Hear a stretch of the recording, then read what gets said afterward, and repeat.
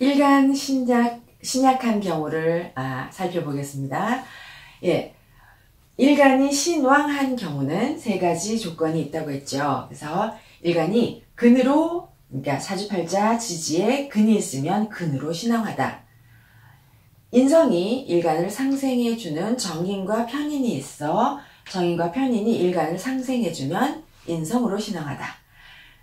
일간과 같은 오행인 비견과 겁재가 있으면 비겁으로 왕하다. 이렇게 말했습니다. 그러면 이제 일간 신약은 여기 있는 이 세 가지 조건이 없는 것이 일간의 신약입니다. 그러면은 여러분 이제 일간이 신왕하면 말씀드렸듯이 신체가 건강하고 그리고 기본적으로 실력이나 능력을 좋은 실력과 능력을 쌓을 기본적인 가능성이 있고 되게 실력도 좋고요.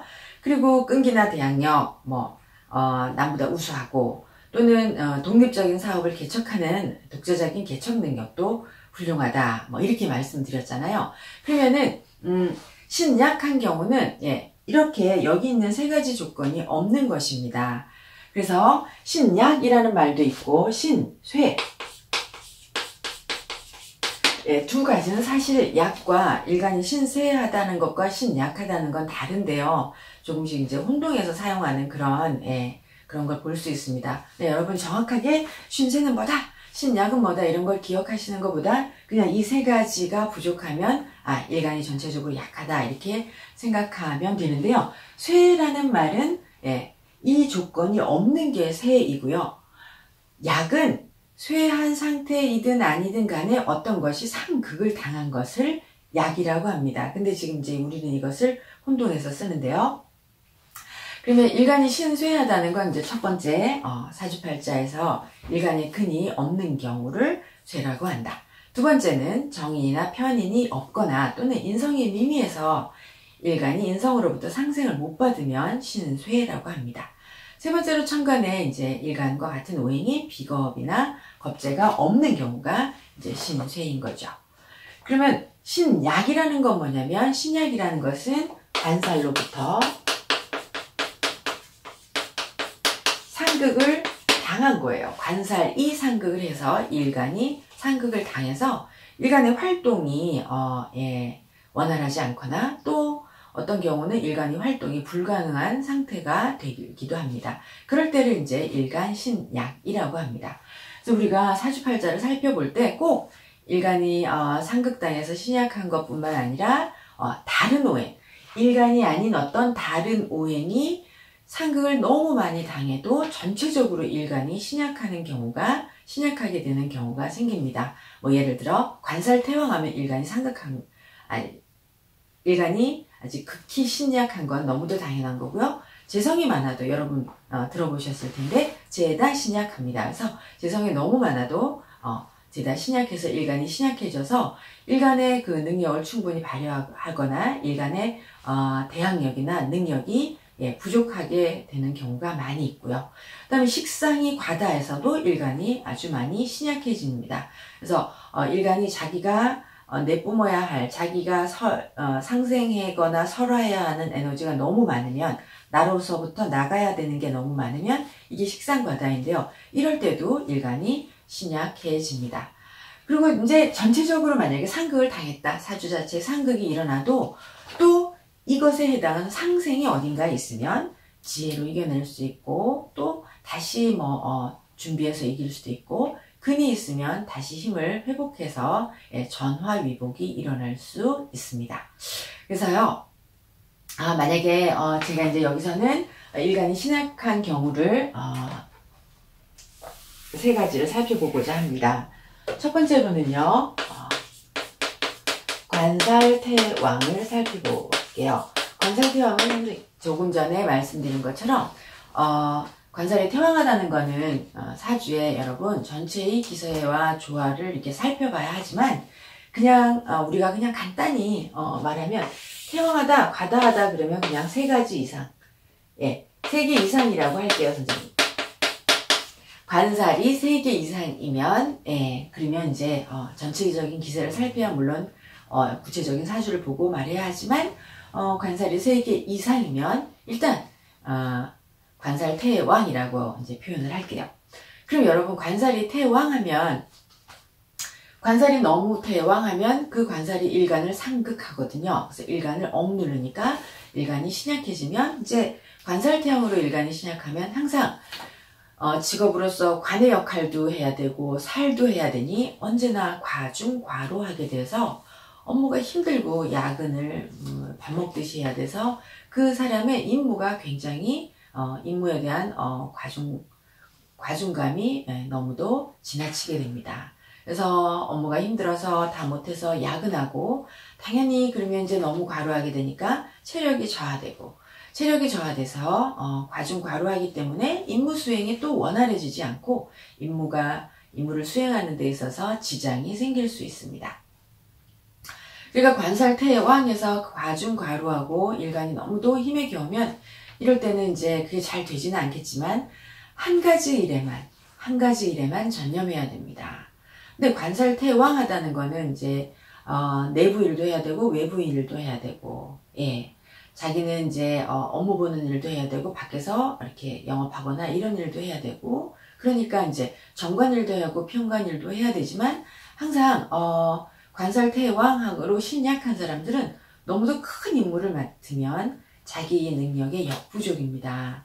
그래서 가능한 작은 직무, 작은 임무를 수행하는 것에 만족해야 하고, 그러면 무난하게 직업활동을 할 수 있습니다. 다시 말해서 천간에 정관과 편관이 다 투관해야 관살 혼잡이거든요. 그래서 이제 그러면 내부일도 외부일 뭐 칼퇴근하는 거 불가능하고, 이럴 때는 항상 조금 전에 말씀드린 것처럼 주어진 일에만 최선을 다하고 작은 업무에 만족하고 그렇게 한 가지 일에 충실하고 집중하는 것이 좋습니다. 죄송합니다. 그 다음에요, 이제 관살이 태왕하면 식상을 식상이 관살을 견제하지 못하면, 죄송합니다. 관살이 너무 태왕한데 식상이 관살을 상극을 해서 견제를 해야 되는데, 만약에 상극하지 못하면, 그러면 억제하지 못하면 일간이 사회생활에 대한 적응력, 대항력이 부족하고, 이제 식상의 위험한 상황에 임기응변력이잖아요.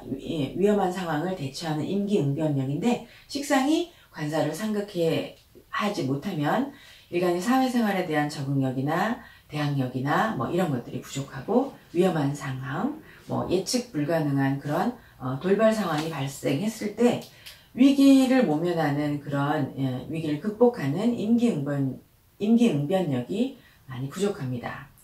또 이제 식상이 없으면, 관살이 태왕한데 식상이 없으면 경우에 따라서는 또 주변 사람에게 피해를 주거나 또 인덕이 부족해서 주변 환경에 혜택을 받지 못한 일이 발생할 수 있습니다. 이렇게 관살이 태왕할 때는 인성이 상생을 하지 못하면 적절한 사회적인 업무가 주어지지 않고, 또 관살 태왕한데 식상도 없고 인성도 생을 못 받으면 남들이 하기 싫어하는 그런 위험하고 힘든 일, 흔히 뭐 3D 업종이다 하는 그런 일을 하게 됩니다. 그렇지만 이제 관살 태왕한 사주는 그 운명이 아무리 힘들어도 자기에게 주어진 임무는 꼭 완성해야 되고, 그리고 시키는 일을 최선을 다해야 하고, 또는 조직에 반드시 충성을 해야 합니다. 충성을 강요받기 때문에 충성을 해야지만 살아남을 수 있고 자기의 사회활동을 계속할 수 있습니다. 그러면 관살 태왕한 사주를 제가 좀 적어볼게요.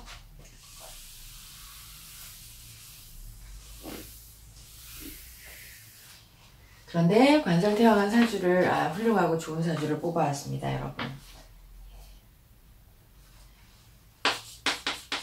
인자, 신해,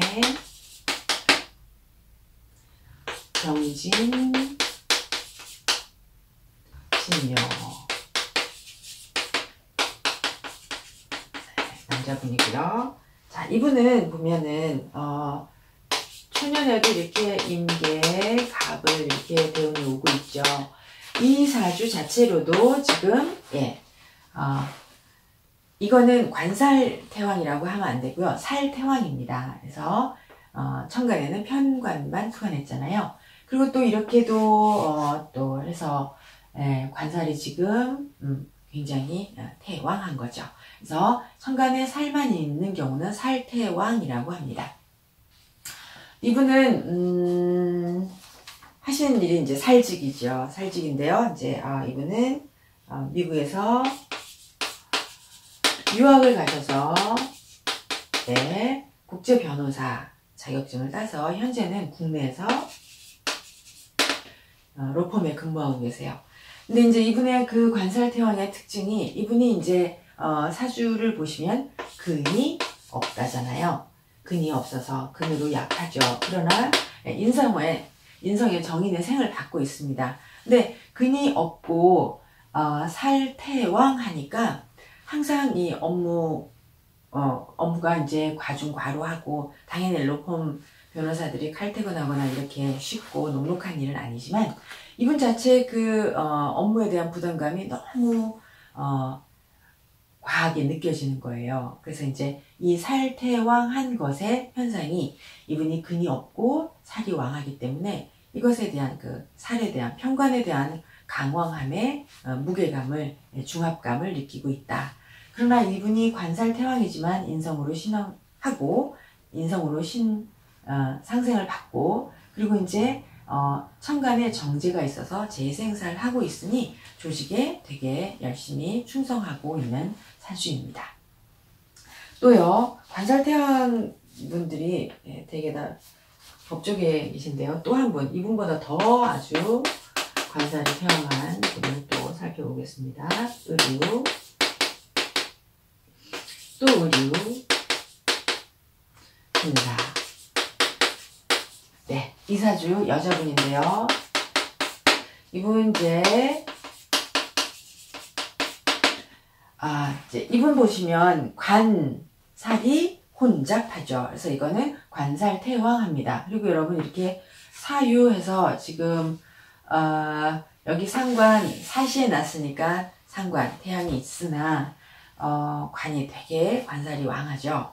그럼 이 사람들은 이제 그 자체로도 굉장히 두려움이 많고 무엇을 하든 중압감 이런 것을 많이 느껴요. 이렇게 을목이 근도 없는데 가을 자체로도 금기가 강한데 천간에 경신금이 다투가 나고 지지가 이렇게 금으로 되어 있으면 이 사람들이 이제 굉장히 모범생이고 막 열심히 자기가 어떤 거를 하든 열심히 해내야 된다고 하지만 내면으로는 이 세상이나 관살에 대한 두려움이나 부담감이 굉장히 강해요. 그래서 이 사람들은 아까 말씀드린 것처럼 한 가지 어떤 특기를 가지고 자기 임무에 충실하고 한 가지를 작은 임무를 해내는 게 좋다라고 하지만 이렇게 관살이 태어나면 작은 임무가 일이 적게 주어지진 않고 굉장히 항상 업무가 많은데요. 이분이 이제 사법고시 합격하고 변호사 돼서 원래는 이제 판검사 하고 싶었는데 변호사 돼서 로펌에 있었어요. 로펌에 있는데 로펌의 업무가 너무 많은 거예요. 너무 많고 그래서 뭐 거의 막 쓰러질 듯이 항상 일을 하다가 그래서 이렇게 살아서는 안 되겠다라고 해서 이분이 그래서 법제처로 다시 자리를 옮겨서 지금은 공무원 생활을 하고 있습니다. 관살태왕 하신 분들은 공무원 생활을 한다고 하나 남들보다 더 많은 임무를 수행해야 하는 것은 어쩔 수가 없습니다. 그래서 되게 여러분 이렇게 보시면 저는 이제 이분을 고등학교 때부터 아는 분인데요. 엄청나게 이상할 것 같은데 그렇지 않아요. 굉장히 예쁘고 모범생이고 부모님한테 한 번도 대들지도 않고 그렇게 되게 모범생으로 살아가는 사람입니다. 또 한 사람 더 할게요. 무자, 임술, 임진, 기유. 이분 남자분입니다. 여러분 관살태왕 사주를 찾다 보니까 좀 나이 드신 분을 찾았는데요. 이렇게 연지에 근이 있지만 이분은 근이 수가 근이 있다고 할 수 없어요. 토가 너무 왕해서 이 근을 쓰기는 힘듭니다. 이분은 대운을 보시면은 임술 그러면 개해, 갑자, 월축 이렇게 오죠. 그래서 이분은 이제 초등학교 교사이세요. 초등 교사이신데 이렇게 관살이 태왕하고, 그래서 이제 천간에서 개, 갑을 이렇게 올 때 목을 키우는 그런 인물을 선택하신 것 같습니다. 그래서 되게 특이하게 관살이 태왕한 걸 볼 수 있습니다. 그래서 이분들은 전부 다 엄청난 중압감, 그러면서도 그래도 이분들은 전부 다 인성으로 생을 받아서 학습에 노력해서 국가 자격증을 따고 한 가지 임무에 충실히 하는 그런 사주를 볼 수 있습니다.